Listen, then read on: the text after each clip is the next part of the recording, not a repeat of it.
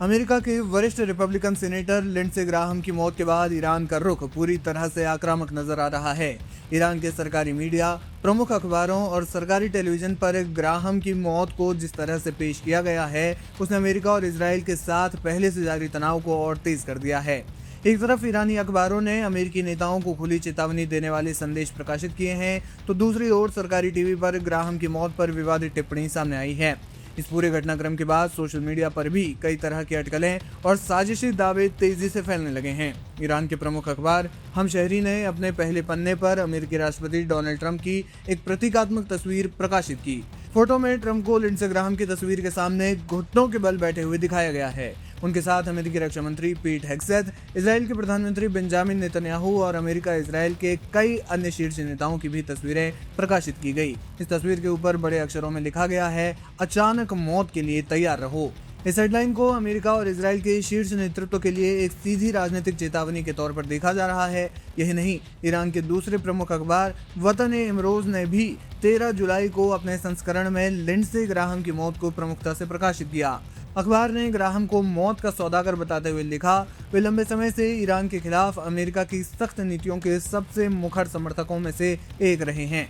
Report में यह भी कहा गया है कि ग्राहम की मौत अचानक आई बीमारी के कारण हुई। अखबार ने उनके राजनीतिक रुख पर तीखी टिप्पणी करते हुए उन्हें मध्य पूर्व में अमेरिकी सैन्य नीतियों का सबसे प्रमुख चेहरा बताया। विवाद उस समय और ज्यादा बढ़ गया जब ईरान के सरकारी टेलीविजन पर प्रसारित कार्यक्रम में ईरान की न्यूज प्रेजेंटर ने ग्राहम की मौत पर तीखी टिप्पणी की। प्रेजेंटर ने कहा, ईरान विरोधी और युद्ध भड़काने वाले अमेरिकी सीनेटर लिंडसे ग्राहम के जहन्नुम भेजे जाने पर मैं ईरानी जनता को बधाई देती हूँ। इस बयान ने सोशल मीडिया पर नई बहस छेड़ दी है। कई लोगों ने इसे राजनीतिक मर्यादा के खिलाफ बताया, जबकि ईरान समर्थक वर्ग इसे अमेरिकी नीतियों के प्रति नाराजगी का प्रतीक बता रहा है। ग्राहम की मौत के बाद सोशल मीडिया प्लेटफॉर्म्स पर कई तरह की थ्योरीज वायरल होने लगी। कुछ पोस्ट में उनकी मौत को सामान्य घटना मानने से इनकार किया गया है, जबकि कई यूजर्स ने बिना किसी आधिकारिक प्रमाण के अलग अलग दावे करने शुरू कर दिए हैं। फिलहाल आपको बता दें कि लिंडसे ग्राहम लंबे समय से अमेरिकी विदेश नीति में ईरान के खिलाफ बेहद सख्त रुख अपनाने वाले नेताओं में गिने जाते थे। उन्होंने कई बार ईरान पर कड़े प्रतिबंध लगाने, उनकी सैन्य गतिविधियों पर सख्ती बरतने और जरूरत पड़ने पर सैन्य कार्रवाई का भी समर्थन किया था। उन्होंने कई बार ईरान पर कड़े प्रतिबंध लगाने की वकालत की है। यही वजह है कि ईरानी मीडिया ने उनकी मौत को केवल एक राजनीतिक घटना नहीं, बल्कि अपने विरोधी खेमे के एक प्रमुख चेहरे के अंत के रूप में प्रस्तुत किया है।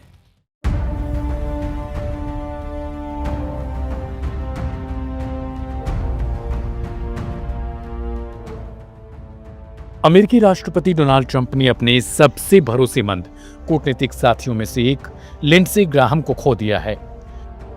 रिपब्लिकन पार्टी के बेहद रसूखदार अमेरिकी सांसद लिंडसे 71 साल की उम्र में अचानक उनका निधन हो गया।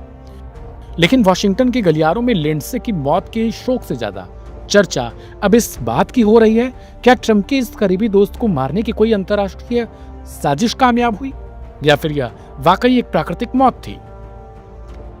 यह संदेश सिर्फ इसलिए नहीं उठ रहा कि वे ट्रंप के सबसे बड़े पैरोकार थे, बल्कि इसलिए उठने लगा क्योंकि लिंडसे ग्राहम लंबे समय से ईरान की टारगेट लिस्ट का एक मुख्य हिस्सा माने जा रहे थे। आधिकारिक तौर पर लिंडसे ग्राहम के ऑफिस ने एक बयान जारी कर बताया कि शनिवार को एग्जामिनर की शुरुआती जांच रिपोर्ट कहती है, ग्राहम की मौत दिल की मुख्य धमनी यानी एओर्टा यानी महाधमनी के फटने के कारण हुई। लेकिन वॉशिंगटन की इस मेडिकल रिपोर्ट पर दुनिया को भरोसा नहीं हो रहा। कट्टर दक्षिणपंथी अमेरिकी इन्फ्लुएंसर लॉरा लूमर ने दावा किया, ईरान या रूस ने सीनेटर ग्राहम को पॉइजन दिया। लूमर ने बकायदा ग्राहम की टॉक्सिकोलॉजी जांच रिपोर्ट की मांग उठाई और दलील दी कि एक दिन पहले ग्राहम यूक्रेन में थे और अगले ही दिन उनकी मौत हो जाती है। यह सामान्य नहीं। उन्होंने याद दिलाया कि ग्राहम को ईरान के रिवॉल्यूशनरी गार्ड कॉर्प्स यानी IRGC ने पहले भी धमकियां दी थी, इसलिए मुमकिन है तेहरान ने उन्हें रास्ते से हटा दिया हो। वहीं ट्रंप के मागा आंदोलन के जुड़े पॉडकास्टर क्लिंट रसेल ने दावा किया कि रूस ने उस ड्रोन फैसिलिटी पर बमबारी की जहां ग्राहम गए थे, इसलिए रूस ने उन्हें मार डाला। हालांकि सच यह था कि ग्राहम वाशिंगटन लौट चुके थे, लेकिन अगर हम अमेरिका के इन आरोपों की गहराई में जाएं तो साफ दिखेगा कि ईरान पर मढ़े जा रहे इन इल्जामों के पीछे कोई ठोस सबूत पेश नहीं किया गया।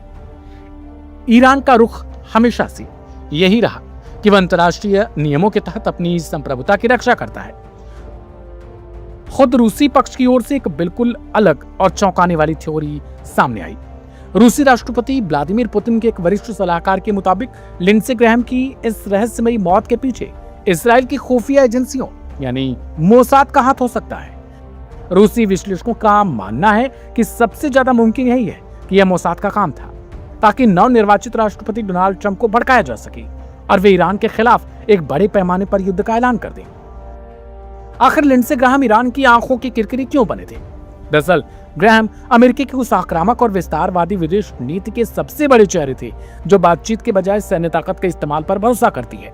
वे वॉशिंगटन की उस कथित वार मशीन की आवाज थे जो दुनिया भर में लोकतंत्र बचाने के नाम पर दखल देती है। ग्राहम ने हमेशा ईरान को पूरी दुनिया में अलग थलग करने, उस पर कड़े आर्थिक प्रतिबंध थोपने और उसके मिसाइल व शांतिपूर्ण परमाणु कार्यक्रमों को बलपूर्वक रोकने वाली अमेरिकी नीतियों का अंधा समर्थन किया। पिछले साल जब ट्रंप ने ईरान के परमाणु ठिकानों पर हमला करने का एक तरफा फैसला लिया तो ग्राहम ने उसका खुलकर स्वागत किया। हद तो तब हो गई जब ग्राहम ने ईरान की अर्थव्यवस्था की रीढ़ यानी उसके मुख्य तेल प्रोसेसिंग केंद्र खार्ग द्वीप पर कब्जा करने के लिए अमेरिकी जमीनी सेवा भेजने तक की वकालत कर दी। दिलचस्प बात यह है कि जब ट्रंप ने नेटो की अहमियत पर सवाल उठाए, ग्रीनलैंड पर कब्जा करने के लिए सहयोगियों के खिलाफ सैन्य बल के इस्तेमाल की बात की, तब तो ग्राहम चुप रहे, लेकिन ईरान को तबाह करने के हर मौके पर वे सबसे आगे दिखे। आज ग्राहम की मौत भले ही प्राकृतिक तौर पर हुई, लेकिन उनके पीछे छोड़ी गई कथित नफरत और युद्ध की राजनीति ने आज भी मिडिल ईस्ट को सुलगने के लिए छोड़ दिया है। यही नहीं, बल्कि ग्राहम ने इसराइल की गाजा में कार्रवाई तक को सही ठहराया और उन्होंने नागासाकी और हिरोशिमा पर परमाणु हमले का जिक्र करते हुए कहा था कि इसराइल को वो सारी ताकत देनी चाहिए जिससे वो गाजा में ऐसे लोगों को समाप्त कर सके। देखना होगा कि ट्रंप अपने इस दोस्त की मौत के बाद क्या रुख अपनाते हैं।